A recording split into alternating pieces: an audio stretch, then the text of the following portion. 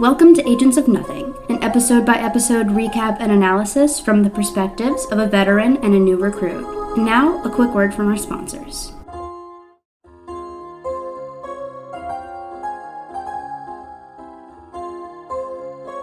Good morning, Agents of Nothing, and welcome to our Agents of S.H.I.E.L.D. podcast. We are your commanding officers. I'm Mariah. I'm Caroline. And today we're going to be talking about Season 1, Episode 19, The Only Light in the Darkness. So Mariah, how was your week? It was alright. Nothing much happened, but I just wanted to say we're almost to the end of Season 1, and I never thought that we'd have the audience we have at this point. Yeah. And, we're still a pretty humble little beginner podcast, but we really, truly appreciate every single one of our listeners. So I just want to thank y'all from the bottom of my heart. Yes, thank you guys.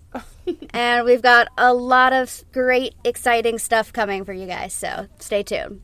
How was your week, Caroline? My week was fine, although the other day I went swimming for the first time this summer, and now I have a massive sunburn. I don't know if you can tell from our Zoom call.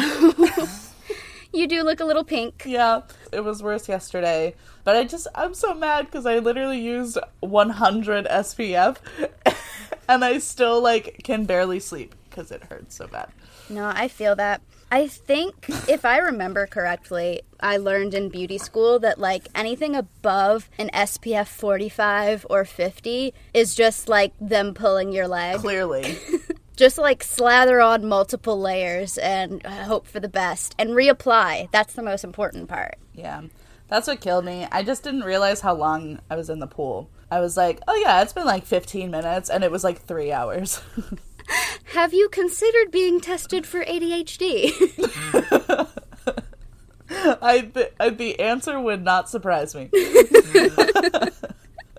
Okay, let's get into this. All right. So this episode was written by Monica Owusu-Breen and directed by Vincent Misiano. Yes. The Art of Level 7 poster for The Only Light in the Darkness was created by Pascal Campion.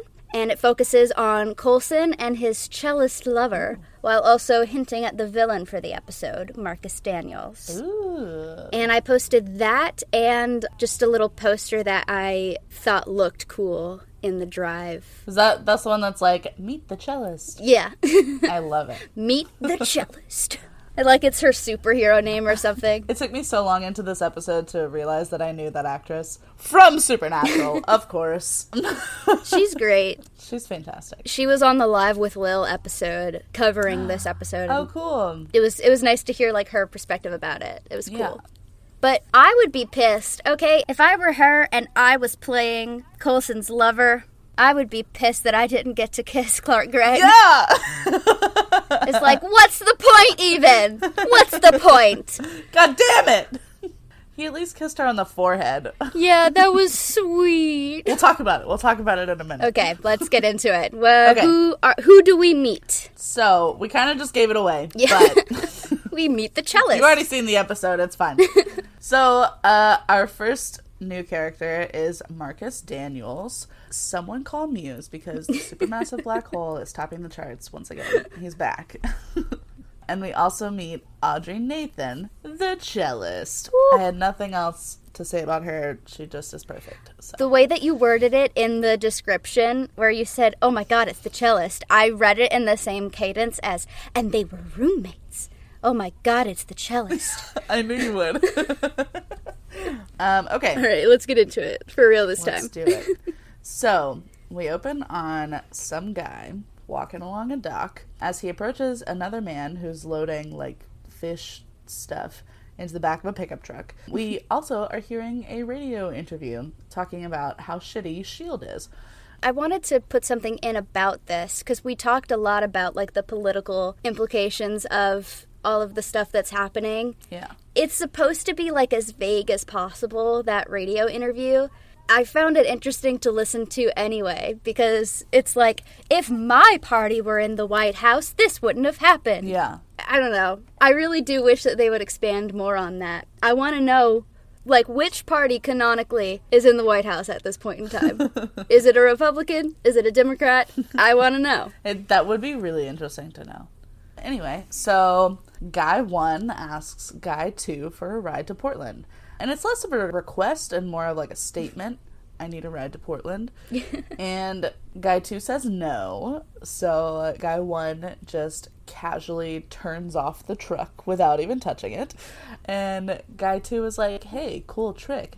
And then Guy 1 touches Guy 2, and Guy 2 turns gray and falls to the ground, just dead. Wow. Whoa. Wow. That's crazy. That's so crazy. You crazy girl. You crazy girl. So Guy 1 just, like, steps over him and drives the truck away. But not without a good shot of his medical bracelet? I guess it was, like, his medical ID tag for the fridge. I guess. Anyway, it said Daniels on it. And at the time, I was like, I don't know what that is or what it said, but definitely seemed important. So I like that he changed the radio station to classical music. Oh, I didn't even notice. You didn't notice that? No. So back at Providence, Simmons is tending to Ward's wounds in the lab, and Fitz gets very close to Ward's face to, like, check out all of his bruising and cuts and stuff. And he's like, he'll be all right, though, won't he? And Simmons is like, he will if you back up. Give him some room. That's so relatable. So Ward is telling them all of his half-truths about how the fridge mission went down. He's like, by the time we got there, it was overrun with Hydra. Yes, I wonder why. So he continues telling them everything that happened, but conveniently not mentioning that he was part of Hydra being there.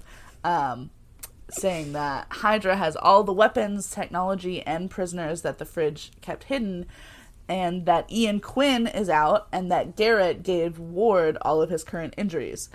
The only full lie that he tells is that he killed Garrett. So then Simmons finishes him up, saying that he's as good as he can be with 2 broken ribs and a zygomatic fracture, to which Fitz and Tripp simultaneously inform us is a hairline fracture to the cheekbone, which that objectively hilarious. I just need Fitz to get over it and be friends with Tripp because they would get along so well. Yes. They're obviously so smart. They're both so smart. They have so much in common. They both love Simmons. Yes. They clearly have the same taste. We have so much in common. You're in love with Simmons. I'm in love with Simmons. We'd get along great. It's perfect. It's a perfect relationship. So Simmons begs Ward to rest and heal. He pulls out the hard drive like he single-handedly rescued it from the bad guys. As if he didn't just keep it in his pocket. Right? And he suggests that they back it up now that they are in a secure location. Coulson's like, yeah, but first, Skye, figure out how fucked we are with all those prisoners who've been released from the fridge. That does seem like top priority. So she does, and she hates what they find. She mentions that Quinn is the least scary of the bunch. Duh. Everybody else has, like, superpowers. So that seems like it should be obvious. And Coulson says, Quinn's more of a sociopath. The others are psychopaths. And I wanted to bring up, I really don't like how those terms are thrown around in pop culture, both in media and in just how people talk to each other in general. And, like, obviously, we are no experts by any means, but for my 3 whole years as a psych major in college, I'm pretty sure it's not possible to be diagnosed as either one of those things. And a sociopath isn't even, like, a real thing within the DSM. Yeah. Like, there are psychopathic categories of certain personality disorders, but that's, like, it's the way that your brain is wired, and it's not a character flaw in and of itself. It's just how your brain works. Yeah, I noted that as well. A big problem in comic books and the media that's based off of them, they do it with the Scarlet Witch, they do it with Dark Phoenix.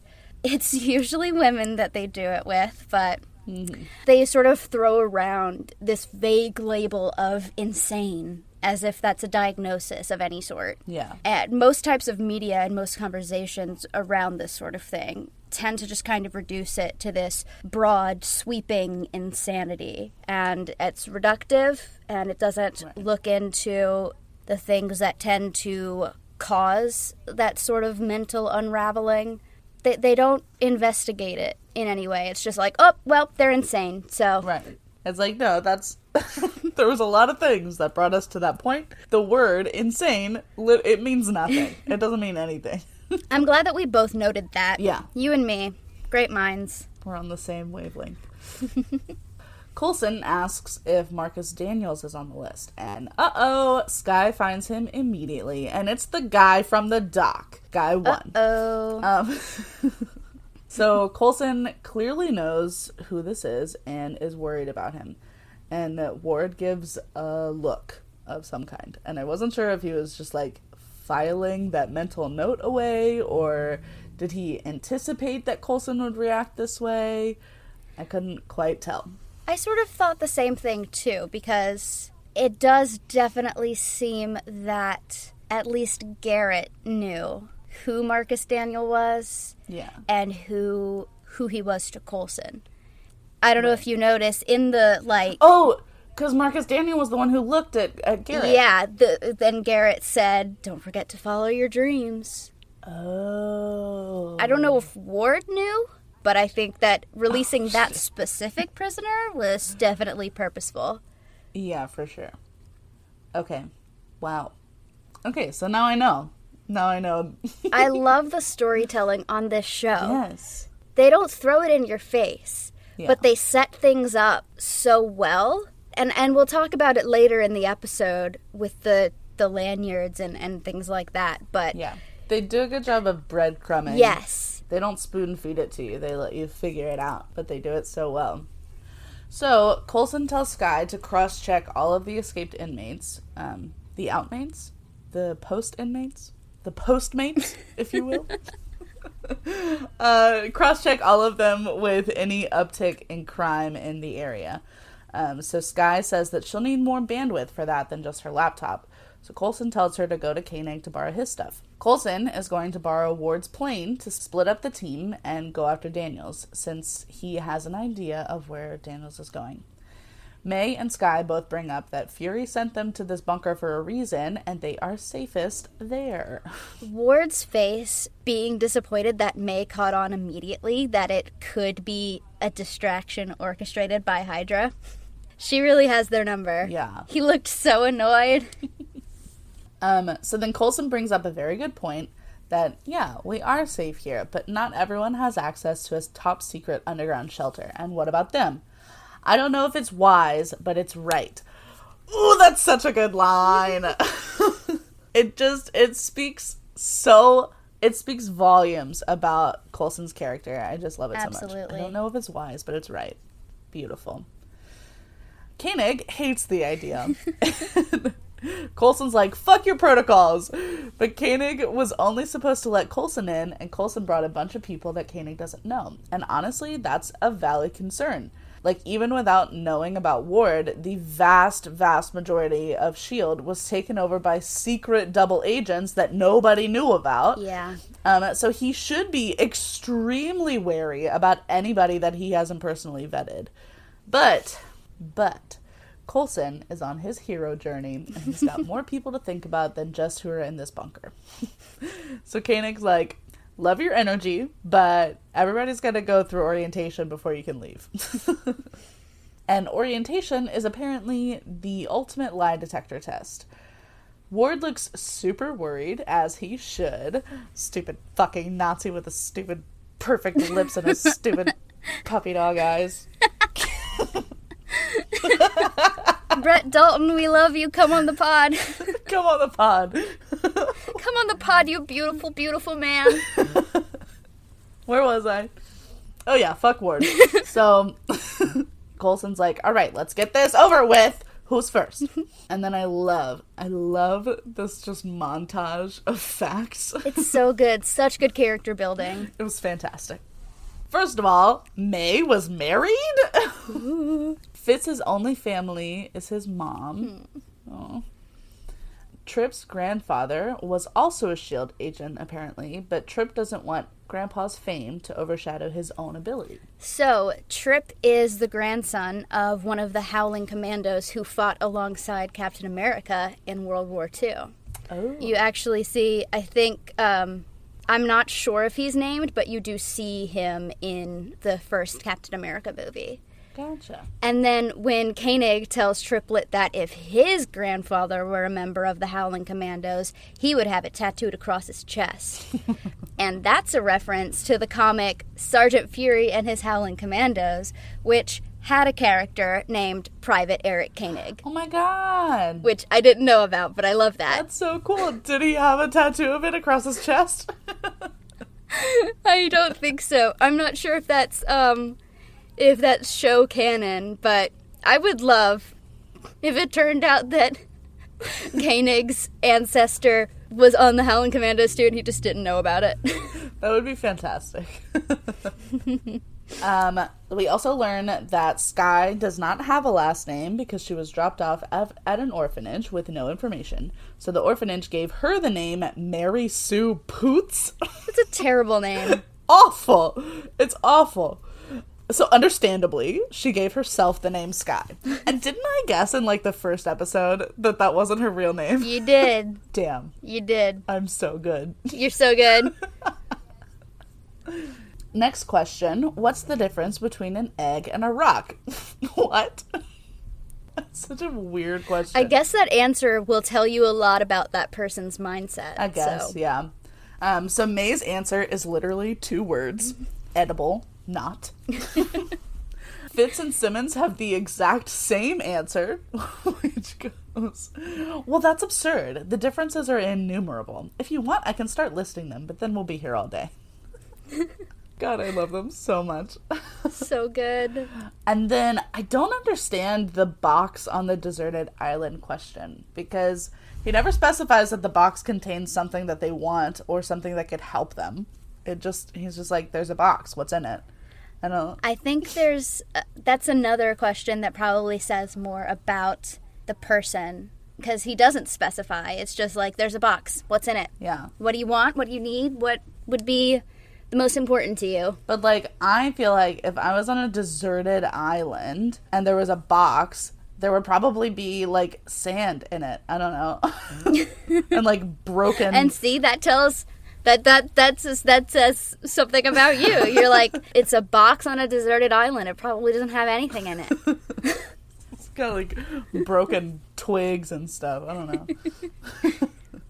Whatever. So May says machete. Trip says a satellite phone to call for help. Fitz says Simmons. And Simmons says a TARDIS. Simmons is a super Hulakian. It's canon. The way that I freaked the fuck out when Simmons said the TARDIS. I was you did. Such a huge Doctor Who nerd at the time. Oh my god. And I was like, Simmons, she's like me. It just further cemented Simmons as, like, my favorite character. Just so that y'all know, Mariah had, or I think you still have TARDIS Christmas lights. She had them, like, on her bed. I think they might have died. I'm not sure where they went. They were cute, though.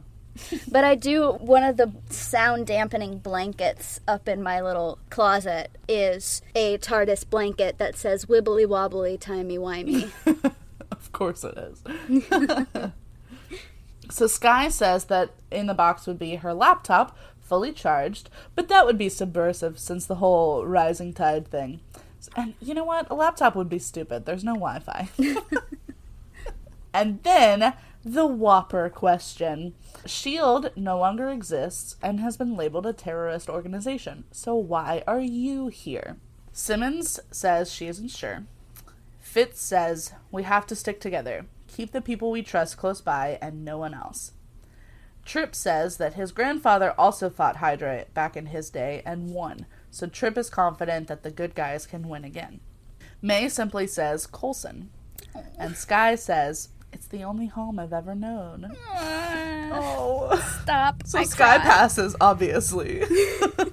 And she gets a lanyard! I want a lanyard! Me too! Get on it, Marvel. Send us lanyards. Yes, give us a lanyard, please. I don't know who we need to talk to about that. I think we can buy it on Amazon, but I don't want to buy it on Amazon. I want you to send it to us, Marvel. I want a real one. Yeah. Well, maybe not a real one, because it did have a tracker in it. I don't mind if Marvel tracks me. Anyway, so then Skye immediately walks out and lets Ward get his grubby little Nazi fingers all over it. Disgusting. They flirt some more while Ward tries to gauge how difficult this test is going to be for him to pass, and I just pound my head repeatedly into the wall. So Ward answers his baseline questions, but already he's showing spiking as if he's in pain, when really he's just a lying, scummy little piece of worm poo. But he plays it off with his injuries. And goddamn it, he's gonna pass because of those injuries, isn't he? Fuck. That and the piece of metal that he shoved under his thumbnail. Yes. One of the fun facts for this episode says, Grant Ward's middle name is revealed to be Douglas. Whether or not he's lying is not addressed. The wording of that is so fucking hilarious. I love it. It killed me. So Coulson briefs the rest of the team on Marcus Daniels. Daniels was a lab assistant trying to harness the electrical power of something called Dark Force. Nothing bad ever happens when you work with something called Dark Force. Dark Force also showed up in the short-lived Agent Carter TV show, and it was called by its alternate name, Zero Matter. Because they couldn't use dark matter, because that's already been used in a million sci-fi shows. In reading the description of the Zero Matter storyline, I realized that Agent Carter was a lot more bonkers than I remember it being, and now I feel like I need a rewatch. I was like, I thought this was just a spy show. Like, I don't remember all this happening. Oh my gosh. It was only 2 seasons, so it would probably take me like a week to rewatch. Yeah. Maybe after we finish all the million seasons of this show, we can watch that one. Maybe. And this also isn't the last we'll see of Dark Force on Agents of S.H.I.E.L.D. Ooh. So because of his exposure to this thing, Daniels is now able to absorb any type of energy, which is why he could kill that guy on the dock. Human bodies run on electrical impulses in the heart, brain, and nervous system. So all Daniels has to do is touch someone to kill them. And he can also apparently absorb the energy of most conventional weapons, which I feel like I need clarity on that because, like, is the bullet energy or does he just, like, take away all of the firepower within the gun? I imagine it would be, like, the energy and force behind the propulsion of the bullet. I don't know. I'm not a science person.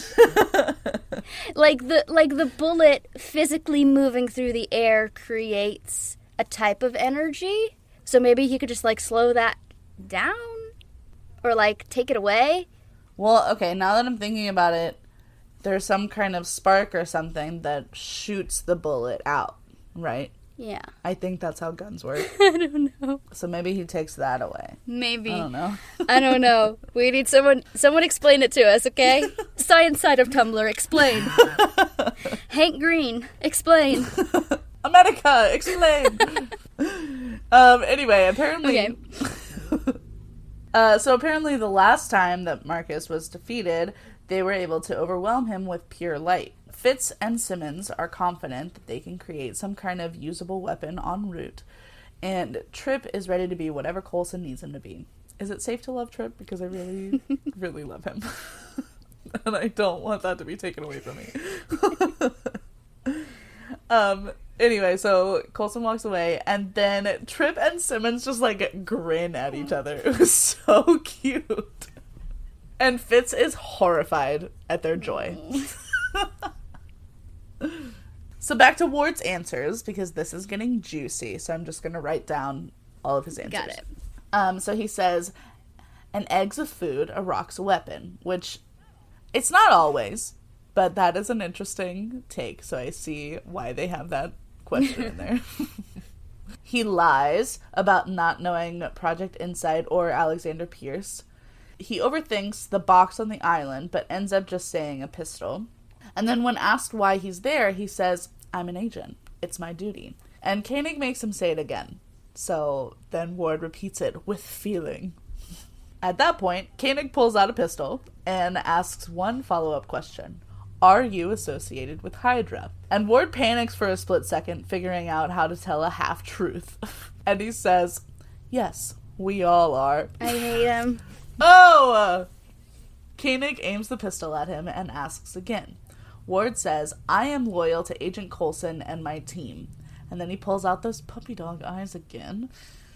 But Koenig is not having it. He says, do you have another agenda here? And then Ward hesitates, and he flashes back to his orders from Garrett to get Skye's password or kill everyone. And Koenig notices and asks again, why are you really here? So the flashbacks were weird to me. Yeah. I don't know. I feel like they're really trying to drive the point home. And I know that at the time it was like a week-to-week episode format, so we might not have remembered specific plot details from the past few episodes. But yeah, I don't know. I feel like it's almost a little insulting to the viewer that they think that they need to hold our hands like this. Right, like that was a very big plot point. Yeah, and if it was just like, if it was one or two brief flashbacks, I would understand, but it was multiple pretty long ones throughout the episode. Yeah. And I'm trying to remember if, like, there were a few weeks between the last episode and this one, but I don't think that there was. So it really, like, it took me aback a little bit. Yeah, I thought that was weird. I was like, this was, like, literally last episode. Yeah. I was like, I know that. I watched the show. Yeah. Yes. Oh my God. I saw that scene. I saw that scene last week. And like you said, if it was just like maybe a flash to a face or something, but it's like the whole scene. Yeah. Like, okay, that was a pretty significant scene. I don't think anybody forgot it. Listen, have faith in your viewers, you guys. Right. So anyway, Ward finally says that his reason he's really here is Skye. Ew. Ew, ew. Ew. He says, I came back for her. I want to spend time with her. Fucking get over her, you trash bag. She's too good for you. Ugh. So Koenig accepts this, though, and Ward unfortunately gets a lanyard, and he's real fucking proud of it, too. And I want to just rip it out of his hands. He doesn't deserve that lanyard. He doesn't deserve I deserve that lanyard. Give me your lanyard. You are not fit to wear this lanyard. It's my lanyard now. I'm Grant Ward.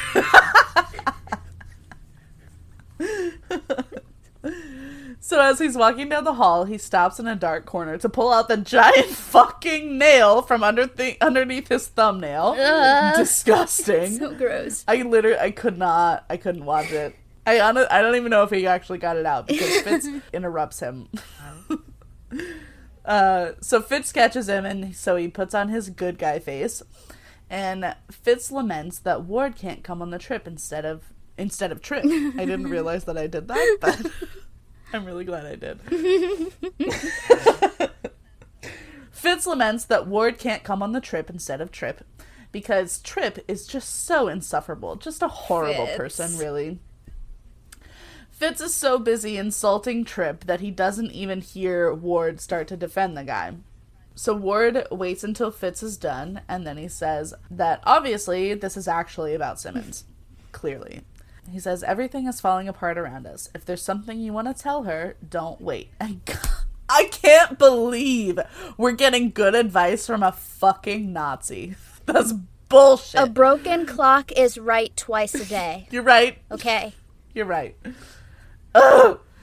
So Fitz is like, what the hell are you talking about? You're crazy, Ward. You're crazy. Like I would ever have anything to tell Simmons, you wanker. You're crazy, Ward. You're crazy. You're crazy. Poor sweet Fitz. The fact that it seems like even he is so oblivious to his very obvious romantic feelings towards Simmons. Just everyone but you and Simmons can see it. How are you both so oblivious? Sometimes you don't notice that you're in love with someone until somebody else points it out. I've had that happen. But now people have definitely pointed it out to him. So Ward says the first fully true thing since he stepped onto this base. He says, do what you want. I don't care. Ugh. that's the thing about it, because I do feel like he actually does care about these people, despite himself. But that doesn't redeem him or make me like him at all. It makes it worse. Oh, because absolutely. he cares for them, and he actively chooses to hurt them anyway. Yeah. I don't know. I feel like he only cares about Sky just because he's obsessed with her. Yeah. I don't know. I don't know. It's hard because I do feel like that advice that he just gave Fitz felt like it came from the heart. Like it felt like it came from a good place. If Ward has one of those. But I don't know if he does. The thing is, I could almost understand it more if he were just, like, unapologetically bad, like Reyna, you know? And, like, yeah, if he was just, like, one-track mind, emotionless Nazi sort of thing.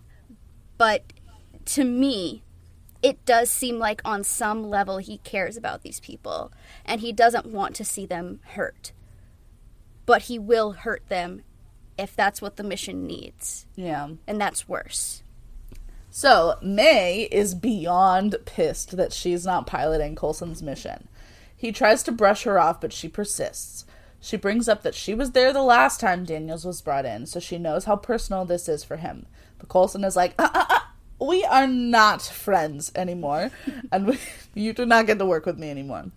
And May reminds him that she passed the polygraph test too, so she isn't hiding anything else. Coulson asks yet again if she knows who was behind the Tahiti project, and she says she was ordered not to ask. And side note, I love that she signals to him that she's being serious by calling him Phil. Like, that's her telling him, hey, we have been through a shit ton together, and I know you. Beyond being fellow agents or co-workers, I know you. So please listen to what I'm telling you. I'm trying to reach you on a personal level. And I don't know how they'll be able to, but I really hope that they mend this friendship because I love besties Melinda and Phil. May is trying to stress that she was following orders, but Coulson says that Fury isn't giving her orders anymore, so she can either follow Coulson's orders or go somewhere else, which seems like just the biggest fuck you in Melinda and Phil history. With the way that her face falls, broke my heart. On the plane, Coulson is explaining that he knows Daniels will go to Portland because Daniels was obsessed with a woman there. He called her his only light in the darkness. And Simmons says, "Aw, that's almost romantic." Fitz gives her a look, and she stresses the word almost. Almost. So we cut to a woman on a dark street wearing a PDX Philharmonic hoodie, and I can only assume that this is Audrey. Fuck. She puts in her headphones, playing classical symphony music, and begins her late-night run as the streetlights begin going dark behind her. Fuck. She notices her headphones starting to go out, and Daniels is quickly approaching her. She turns, sees him, gasps, and sprints away. And I love how TV shows do that so slowly. I know it's so that you can see all the reactions and stuff, but it's so funny. Anyway, so she slows as a black SUV skids to a stop and fishtails around for Simmons to open the back door to her and beckon Audrey to safety. It's probably a good idea to have the only woman on the team be the one to open the door and offer rescue. Yeah, definitely. But Audrey very reasonably hesitates at first. Because there's a man after me, and then immediately accepts that the stranger who has blocked her escape from the scary man is with the CIA and gets in the car. I don't know about that part. I don't know. I feel like I would do the same thing. I would have assumed they were working together. I feel like if suddenly the superpowered man who stalked me and terrorized me, like, suddenly showed back up on my street and was chasing after me, I'd get into the car with just about anybody. I'd be like, get me the fuck away from here. Maybe. I don't know. I honestly, I don't know until I'm in that situation, and I hope that I will never be. I, too, hope that the superpowered man who's stalking you never chases you down the street. Yeah, just keep stalking me from a distance, please, whoever you are.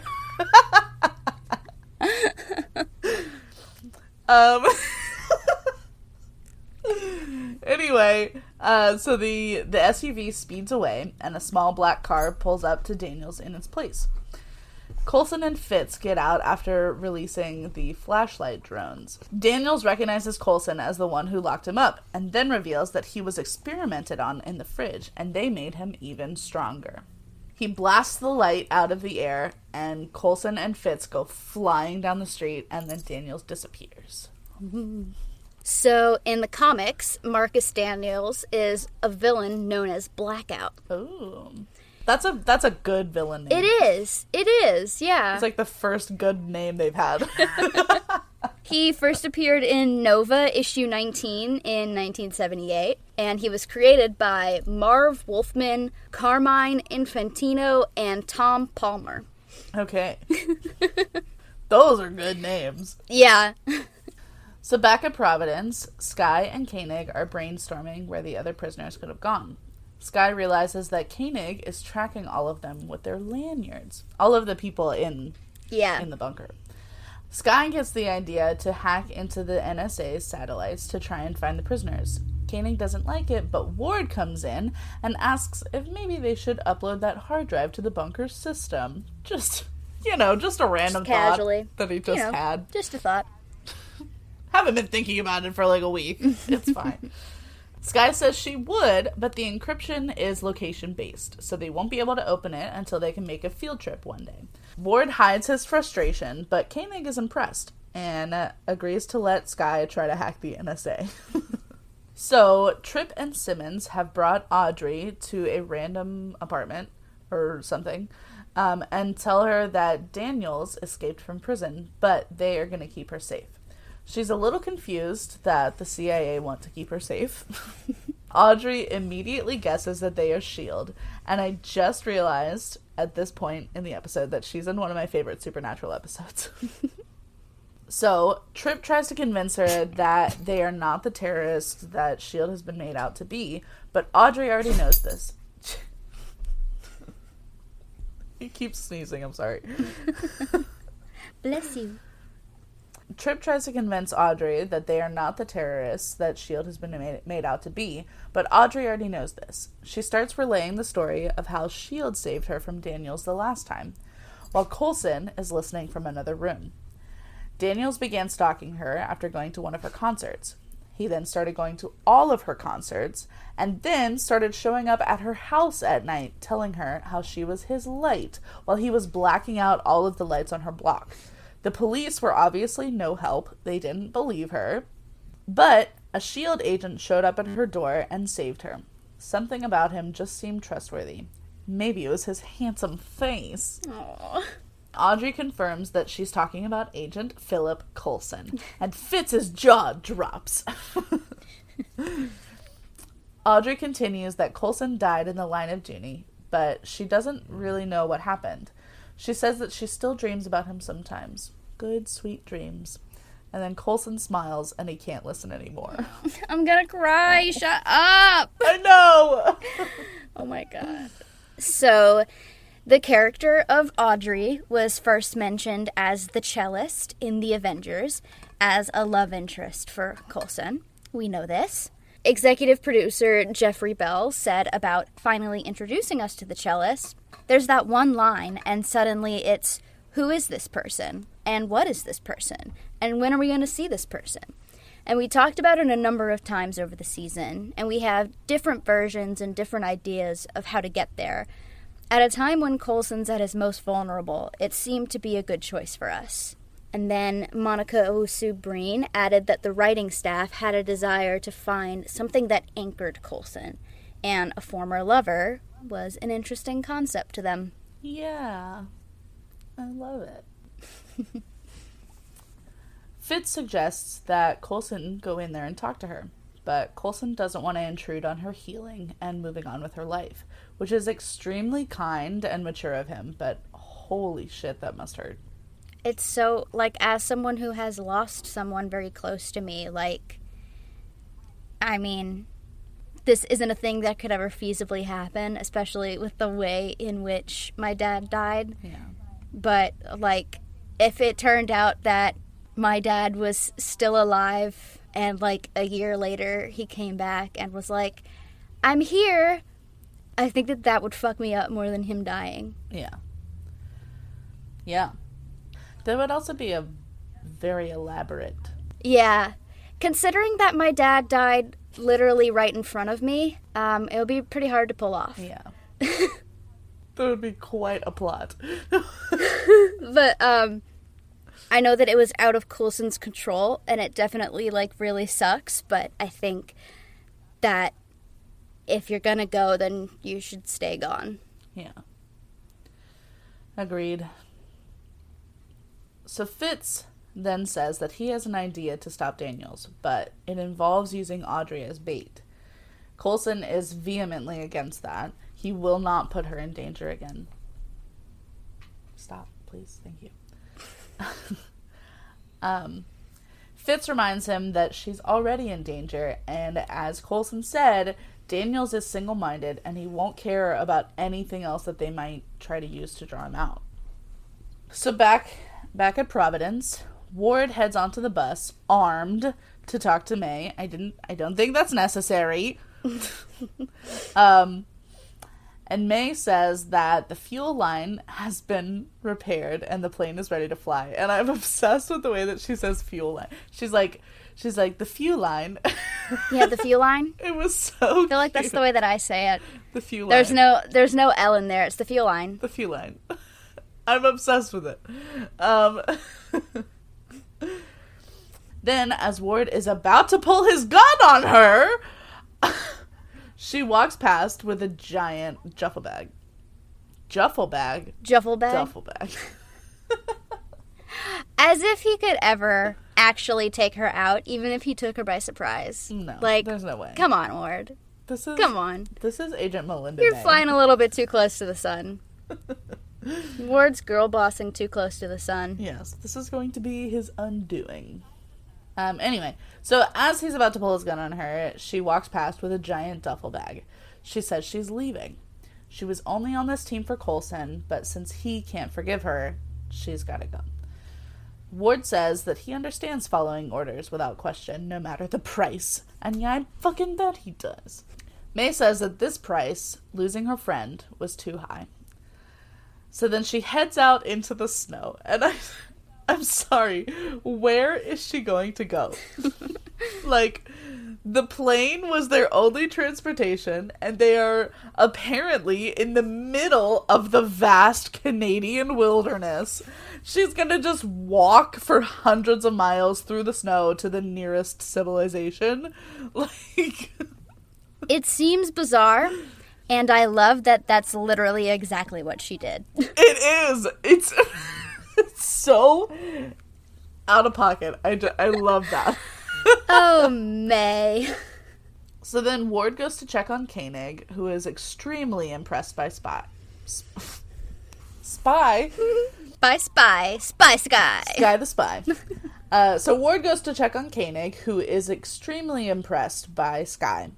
She has already gotten the entire NSA satellite feed going directly to Koenig's monitors. Koenig says, I can see why you like her. And Ward agrees, but he's got his little villain face and he closes the door. I hate this. I hate it. Koenig. It's awful. Ugh. R.I.P. buddy. Does he come back? Who's to say? I hate you.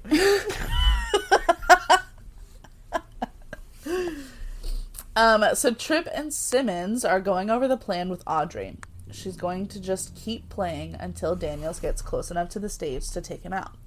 She's nervous because last time it took 2 full teams of agents to take him down, and right now she's only seeing 2 agents. Valid. Simmons points to a window and says, in there, we have our best agents watching. They won't let anything happen to you. So then Audrey looks at the window, and she sees Coulson's silhouette standing there, and does she recognize him? Or maybe she just hopes that it's him? Yeah. I don't know. Fitz is trying to show Coulson the weapon that he's rigged up. He turned one of the jet's batteries or something into a stage light turned gamma ray. He also makes a quip about Simmons making him wear gloves to use it, because she's so uptight, lol. So cute. Coulson is distracted at first. He's still watching Audrey. When he snaps out of it, he says this has to work. He gave Daniels to S.H.I.E.L.D. to rehabilitate him, not experiment on him and upgrade him. Fitz says that there is a slight possibility that Daniels will absorb the gamma rays and become even more powerful, although it's unlikely. However, Coulson is confident as soon as Fitz says that Bruce Banner was the one who created this technology. And I know that's the Hulk, and I know he's a scientist, but I don't know why that means that nothing can possibly go wrong. So, and I could be wrong, but I think that was sarcastic. Oh. Because Bruce Banner was experimenting with gamma radiation at the behest of the U.S. Army so that they could attempt to recreate the super soldier serum used on Steve Rogers. But then Bruce decided to test it on himself. And, well, you know what happened then. Gotcha. So, yeah, no possible way that a gamma ray gun invented by Bruce Banner could malfunction. Okay. No. Okay. Got it. I understand now. That makes a lot more sense. Oh, yeah, totally trustworthy with gamma radiation, that guy. For sure. When I think good with gamma radiation, I think Bruce Banner. So, back at Providence, Skye can't find Koenig, but Ward shows up in a shadowy doorway, which is just so comforting. Ward says that Koenig went to go send the satellite feed to NATO, the CIA, and Interpol as a sign of good faith from S.H.I.E.L.D., but I'm not so sure that's true. If it were true, that would be like a really good plan. It would be. So, it would be a solid plan. I'm a little disappointed. When Skye was looking for Koenig and calling, Eric, Aaron popped his head out of the bedroom and said, "Did you call me? I thought I heard someone call my name." Classic. And I was like, no, that was Skye saying Eric. And he was like, 32 years and it still gets me. Aaron. So Ward mentions that May left, and Skye is pissed that she would leave without saying goodbye. She says May must not have felt anything for any of them while playing them just to keep an eye on Coulson, which was interesting who she's saying this to. Mm-hmm. Ward defends May, saying that was her mission. Skye asks if Ward felt anything for May, and Ward says the only comfort we took in each other was knowing that we didn't have to feel anything. Ugh. Bullshit! Skye says you can't choose to feel, and Ward says, usually I can. Fucking serial killer vibes. Hate it. He then says, it's different with us. And Skye's like, us? What us? I know we kissed, but I thought that we were about to die, so... And then we didn't. So now there's no need to rush an us. Please. See, I wish I had picked up this aspect of Skye's personality. Right? You know, like, I copied her wardrobe, I copied her mannerisms. Why couldn't I copy her ability to not jump headfirst into relationships? It would have saved you a lot of heartache. It would have. But then it also would have kept you from your current relationship. Yeah. It all works out. It all works out in the end. But not for Ward and Skye. Please, not for Ward and Skye. Anyway, so Ward just pours them each a drink and says, we gotta start somewhere. No! No! And I hate that it would almost be charming if we didn't know what we know. Right? Because, like, they said, let's get a drink sometime. That was the thing. And now they're having the drink. And if he wasn't a Nazi, it would be so cute. Ugh.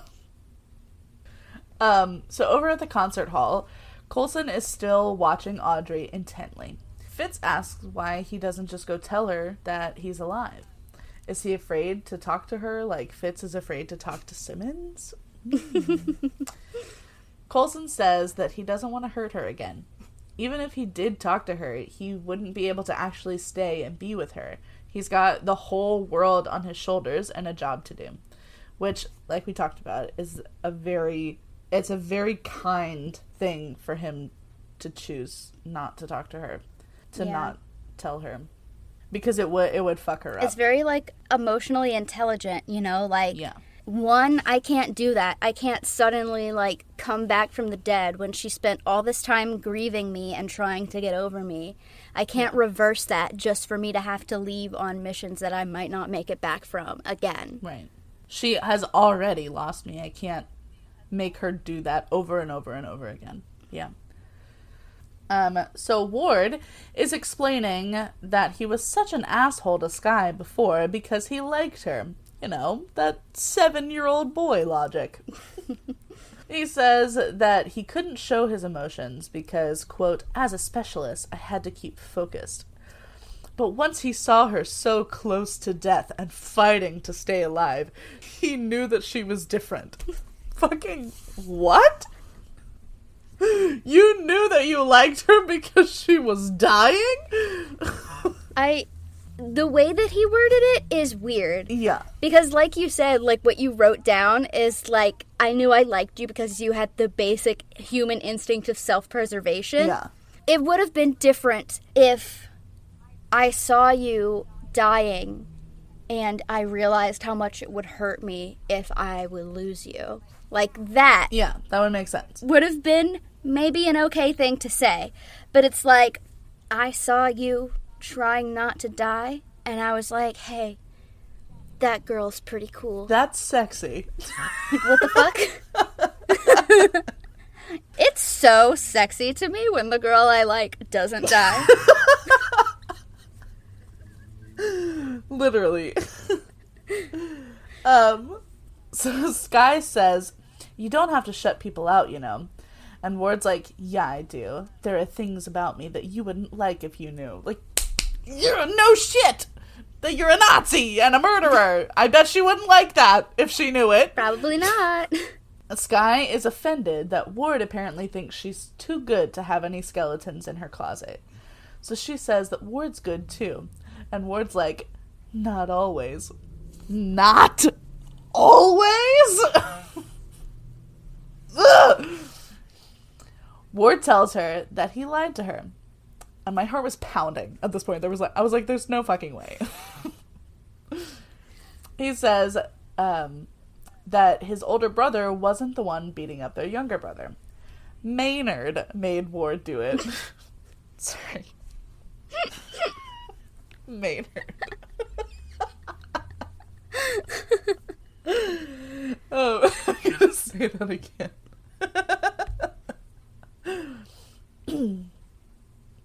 He says that his older brother wasn't the one beating up their younger brother. Maynard made Ward do it. Ah, so Ward was always taking orders from cruel people without questioning. And don't even ask about his parents. They were even worse. He repeats that he is not a good man. And then Skye grabs his face and says, yes, you are. No, he's not! And then he kisses her, and I want to jump off a cliff. This will be me. No! That would be me. They only stop because Ward's face starts bleeding again, so he rushes out of the room and insists on cleaning it himself, without help. And it was weird. I feel like the placement of the blood was weird. It was like behind his ear, almost. I think it was, it wasn't his blood. Oh, fuck.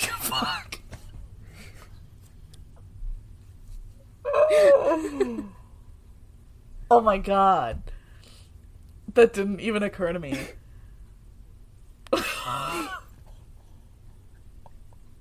Whoa!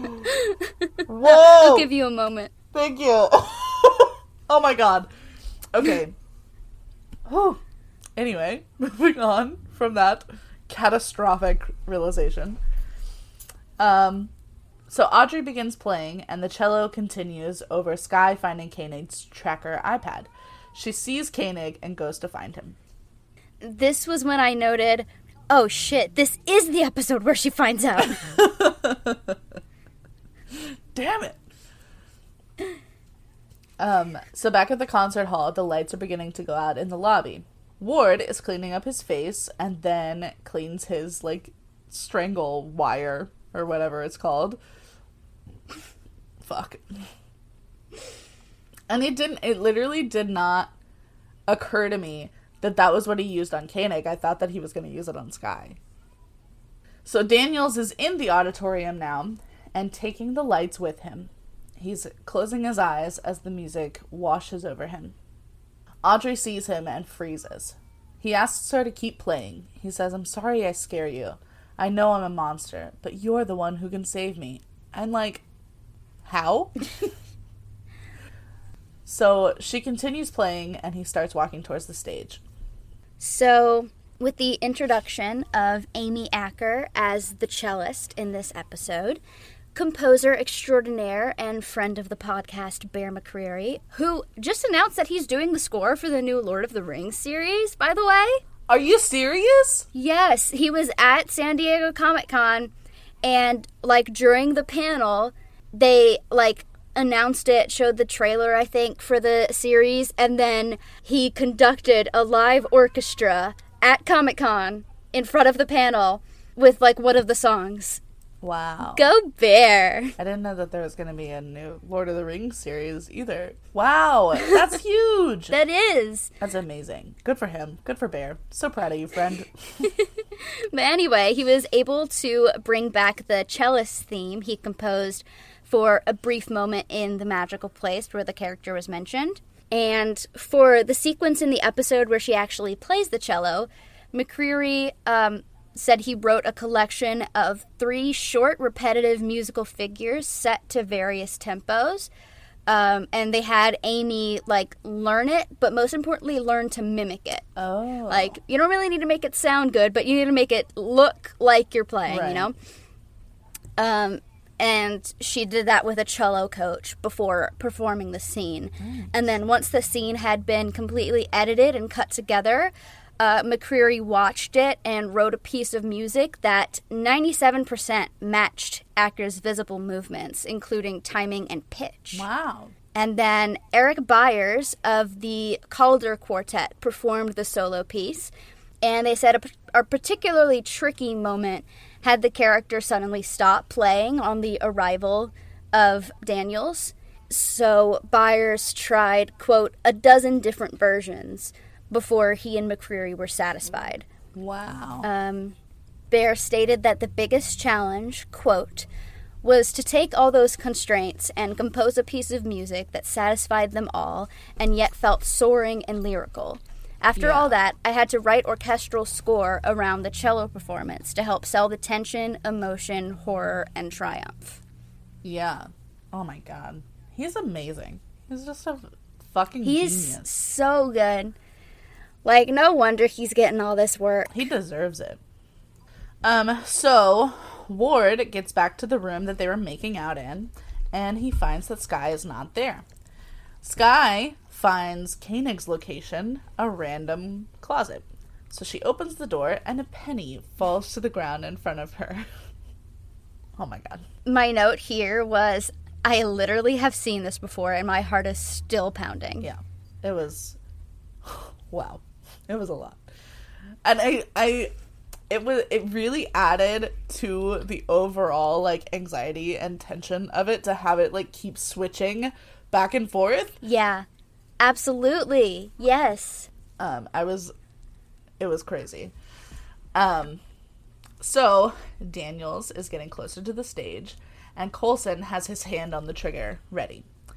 Sky finally finds Koenig dripping from the grate in the ceiling.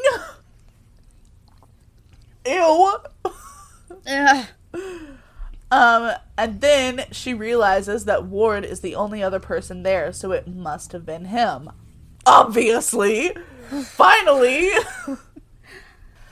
So Coulson Coulson turns on the lights, and Fitz, Simmons, and Tripp all point their beams at Daniels. He quickly knocks them all back, and Fitz immediately goes to check on Simmons. Daniels heads straight for Audrey, but Coulson shoots one more beam at him from behind. So Tripp gets back up and aims a second beam, and it works. Daniels explodes into dark matter, or whatever. And I don't understand why the 3 beams didn't work, but the 2 did. Maybe it had to be closer range? I don't know.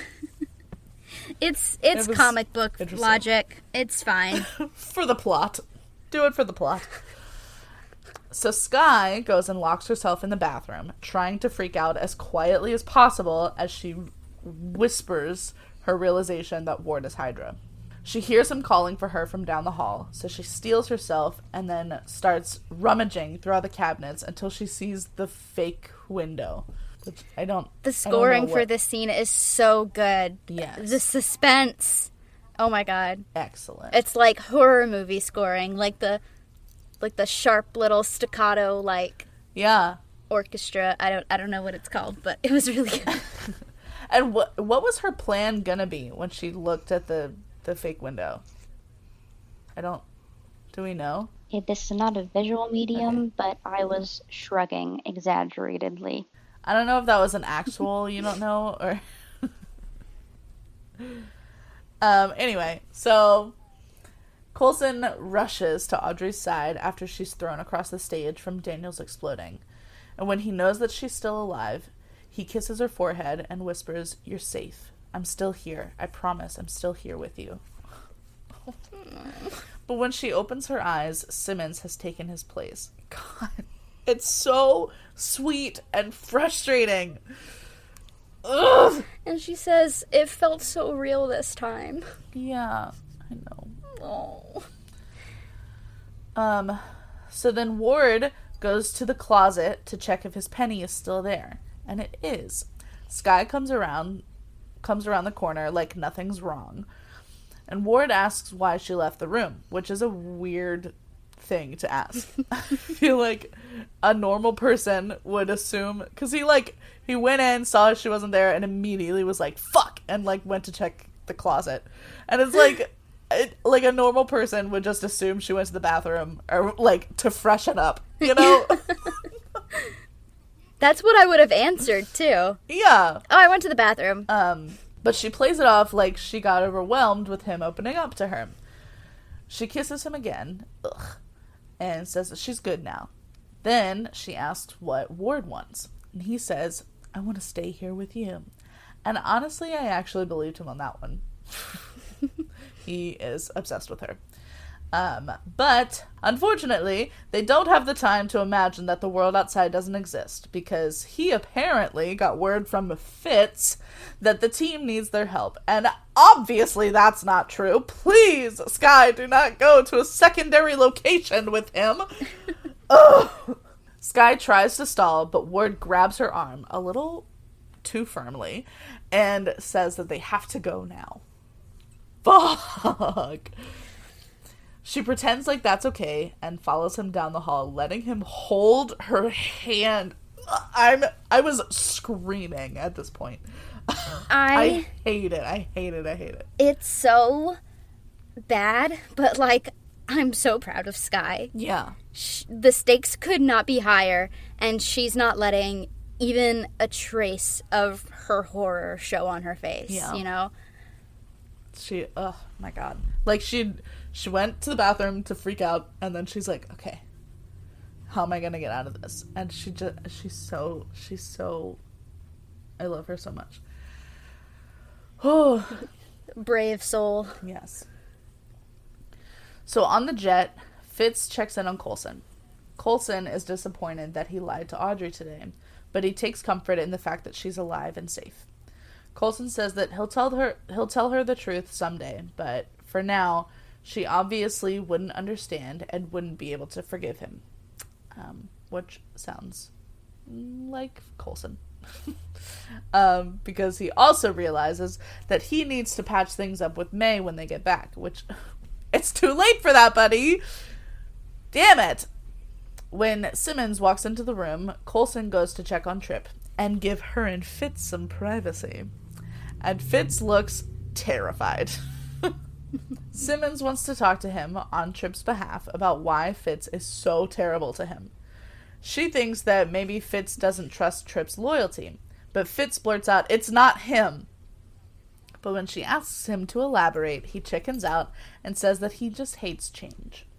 So Coulson, Tripp, and Fitzsimmons get back to the hangar at Providence, and they are stunned that the bus is missing. On the bus, Ward has apparently made Skye sit in the cockpit with him. I really wonder what he said to, like, make her do that. Like, yeah, I don't know. What in his mind was like, oh yeah, this is a good reason for her to sit up front with me instead of allowing her, free reign. Maybe like, oh, come sit up here with me. We can talk on the way and we can watch the sunrise together. I guess. Cheesy, gross. But I love the way that Skye just like, in the same way that Ward was asking subtle probing questions before about like the test and things like that, I love that Skye is trying to deduce what it is exactly that Ward wants from her. Right. Like, why are we leaving? Where are we going? Yeah, she's really good about it too. She's better than he is. So he says that they are not going to Portland, but Fitz, quote Fitz, told them that the Peruvian 084 might be able to help them. Skye is confused because as far as she knew, they jettisoned that thing into the sun. He says that they have the specs for it, though, and Skye realizes that he wants her to decrypt the hard drive. Ward corrects her that the team wants that. But since only Skye knows what location the hard drive is encrypted to, she has to decide where they go, which means that he still needs her alive. Whew. God. I am terrified. Oh my god. So now it's time for the post-content content. Woohoo! May's mom picks her up from the side of the road in Ontario. And we don't know how far Providence is from Ontario, but it seems like it was probably a long way. Yeah. So her mom is apparently also a secret agent, so I guess they're both Agent May. So Mama May drove 500 miles from Pennsylvania to pick up her daughter, even though they clearly don't talk much anymore. Oh, the joys of the mother-daughter relationship. But Mama May hands over an envelope with whatever information Melinda asked her to get for her. Mama May asks if Melinda is going to take out someone named Maria, but Melinda says she just wants to talk. Maria Hill? Ooh. So, guest star Sai Chin, who plays May's mother, is one of a rare few actresses who have played a Bond girl more than once. Whoa. I believe that she was the first Chinese Bond girl, if not the first Asian Bond girl. All right. So she appeared for the first time in the Bond franchise as Ling, a Chinese agent in Hong Kong who sets up Sean Connery's Bond to be killed at the beginning of You Only Live Twice in 1967. And she returned almost 40 years later to appear opposite Daniel Craig's Bond as poker player Madame Wu in Casino Royale in 2006. Wow. Go her. So, pretty cool woman. And in looking her up on YouTube to figure out how to pronounce her name, assuming that it's the same person, she's also a singer. Wow. So, that's pretty cool. Good for her. Just doing it all. Yeah, really, really cool. So, overall thoughts on the episode. What have you got? I honestly, I have no words. My stomach is just in knots for Skye. That's all. Understandable. I have a couple of leftover fun facts. Please. So, at some point in the episode, Coulson can apparently be seen loading a Smith & Wesson M&P Shield model carry pistol. I assume that that's a fun fact because it's a Shield model, Yeah, but that's that what I was string of thinking. words means absolutely nothing to me. I have no idea. And also, Amy Acker, who plays Audrey, and J. August Richards, who plays Mike Peterson, star together in the 1999 Buffy spin-off series, Angel. Really? Yeah. Oh, cool. I have yet to watch Angel. I've watched Buffy a couple of times. I haven't watched it. And I was late to the game with Buffy because it was airing like when I was a little kid. Right. My sister watched it a lot, and it scared the shit out of me as a kid. And it was funny watching it as an adult and getting to the scene that I vividly remember traumatizing me as a child and being like, it's not even that scary. I need to watch it. I never have. Buffy's pretty good. I need to watch Angel. All right. So, that concludes our episode on Season 1, Episode 19, The Only Light in the Darkness. If you want to keep up with us, you can follow us on TikTok at Agents of Nothing Podcast, on Twitter at Agent Nothing Pod. You can go to anchor.fm/Agents of Nothing and send us a voice message with your thoughts. You can also donate to us on Anchor if you would like to. No pressure. And you can email us at agentsofnothingpodcast@gmail.com. We're definitely going to have a bonus email episode between seasons 1 and 2. Ooh. So be sure, if you want your email read on the podcast, to get those in before, I'll say, around August 25th, so that you can get it on the pod. Yeah. All right, and our personal social media, you can find me, Mariah, on Twitter at fullswampwitch_, on TikTok at Submarine Warfare, and on Instagram at Submarine Warfare. And you can find me, Caroline, on Twitter at RustyPage95, on Instagram at _RustyPage, or on TikTok at CrazyGinger995. Next week, we'll be covering Season 1, Episode 20, Nothing Personal, so stay tuned for that. Okay, bye! Bye, love you!